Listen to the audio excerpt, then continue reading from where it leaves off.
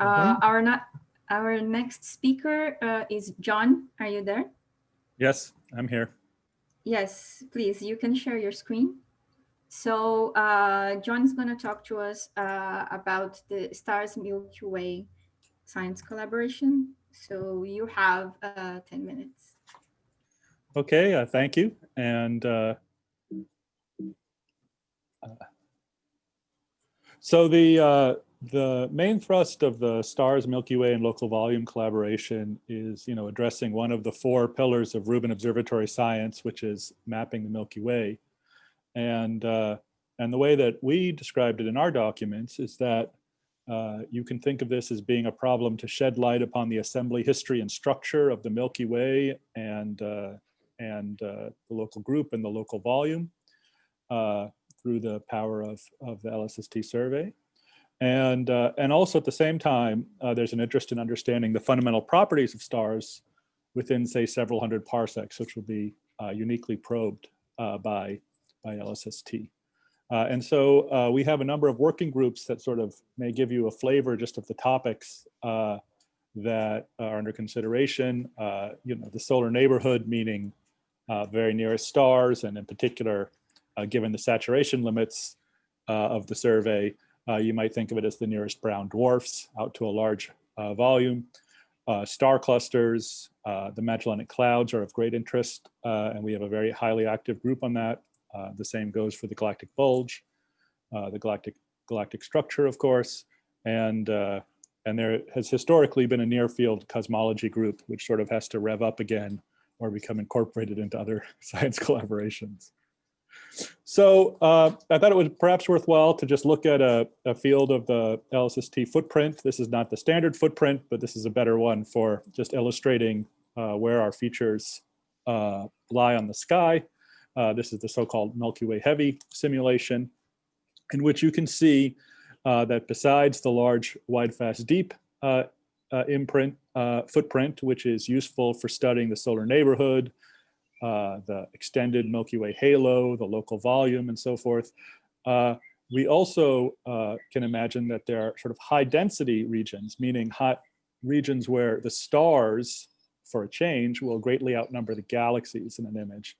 And some regions of interest that you can see by this adjusted footprint of the survey is the intergalactic bulge, the large Magellanic cloud and the small Magellanic cloud, and of course the intergalactic disk, which here has not been observed as often.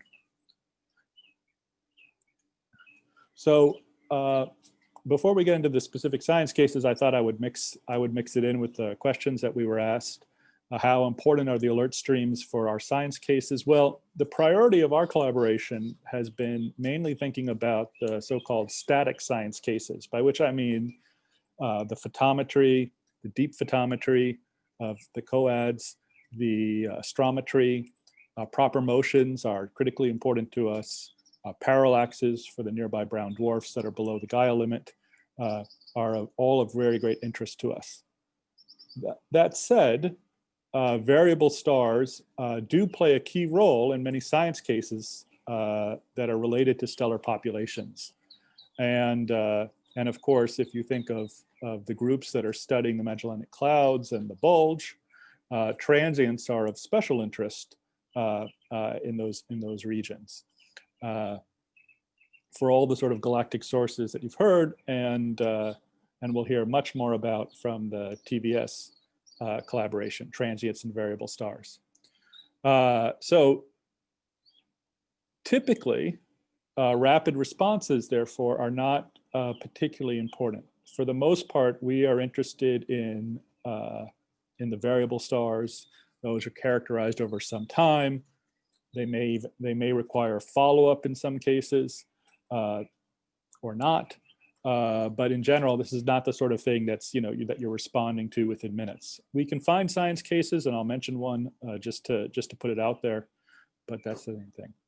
For the last brokers workshop, run by a slightly different group, Jennifer Sobek did a survey of members of the collaboration looking for the science things, and she concluded that Classification was a very high need for the collaboration.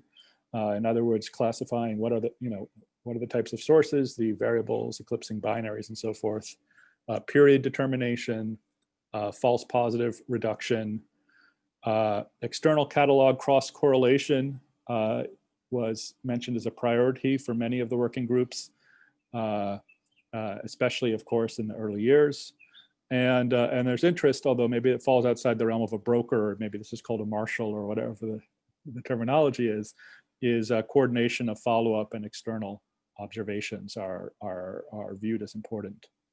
So some science cases, you can find many of them if you look through the LST science book chapters that are relevant to stellar populations and to the Milky Way.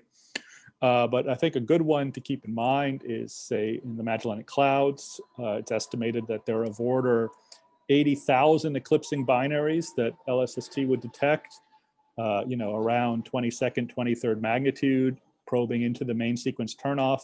This is obviously well beyond the realms that have been probed by, surveys like TESS or Kepler, right? You can get periods for all those things. You may or may not, of course, want to get additional spectroscopy of some kind to confirm them, but you can see that this is a classic example of where LSST will move on. I don't think there's much to say about the microlensing cases except to mention them. I think they're probably familiar to lots of you. Obviously, it's the long events that LSST is competitive on. One case that's discussed a lot by our collaboration is gyrochronology of the GK and M dwarfs within the solar neighborhood. That I'm not sure is an alert or broker role though, because the amplitudes are relatively small. So I don't think they're going to show up in the alert stream off the top of my head, but maybe for the more active stars, they might. What has sometimes been discussed, I don't think it's documented anywhere. So some of us have sometimes wondered, what will happen if there's a faint unknown proper motion star or brown dwarf if you prefer, that moves significantly between the times that the templates are constructed and so forth. It seems like eventually that should generate an alert of some kind, and some people wonder if that is worth pursuing or if it's too much of a kind of edge case and might get filtered out. So it's not a priority, but it's worth mentioning. Of course, it's well known that surveys of this kind, ZTF and Assassin and so forth, turn up countless M dwarf flares, and of course that will be the case. There's science to be done with them. One case that I thought I might show to you that would maybe be relevant to alerts, so it's the only case that I personally am familiar with rapid alerts, is you could imagine that in the case some of the flares would be interesting enough that you would want to actually go for some follow-up. So example are sort of L dwarfs and brown dwarfs that flare. These events are quite rare, and so there's basically only one case where you have good spectroscopic data following it for several hours. Here was an example where Kepler saw 3 flares. I've marked it 1 and 2, and then in the spectroscopic data there's a 3rd flare. And so you could see that even if you triggered on one of these early events and then somehow got 8-meter class spectroscopy following along over the course of even the next few hours, you would be able to learn a lot about the decay rates and the response of the atmosphere to these sorts of flares. And I should say that this is sort of a unique science case for these low luminosity events, because very similar flares, super flares, are occurring on other stars. But of course, they are on a much brighter photospheric background. And so you can't observe them even if you triggered on them to get high quality spectroscopy for a long period of time. And so you could see the emission lines and stuff. So I popped this in at the last minute because I saw AGN had lots of really great spectra and things being shown. So I was jealous. So I put that in. Anyway, the summary slide is that while our main emphasis is on static photometry and astrometry, brokers are highly valuable, in particular for the characterization of all types of stellar variability, eclipsing binaries, RR Lyrae, as you go to local volume galaxies, Cepheids, and long period variables, microlensing and flares, everything to study stellar populations. And so rapid response is not really the priority here, but the classification, the external catalog matching, and the follow-up are the priorities. So thank you very much. Thanks, John. So do we have time for questions? So do we have questions for John? Again, someone is just typing.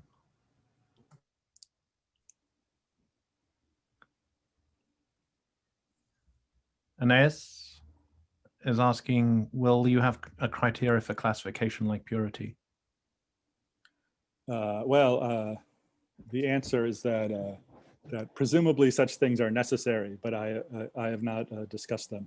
So I think all of the kind of work in this workshop is no doubt important. Okay. Great. There's other questions? Yeah, Francisco is saying, have you thought about the taxonomy required?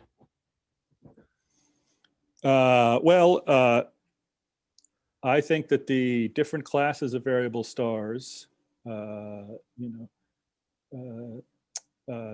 some diagram showing that kind of classification. So I think that's what I had in mind. Personally, being out of the solar neighborhood group, we sort of imagined that broadband colors and parallaxes and other external data like from WISE and 2MASS are the main things that we classify on. So, but for classifying variable stars versus flares and all that kind of thing, I think it would be fairly straightforward. Okay, thank you.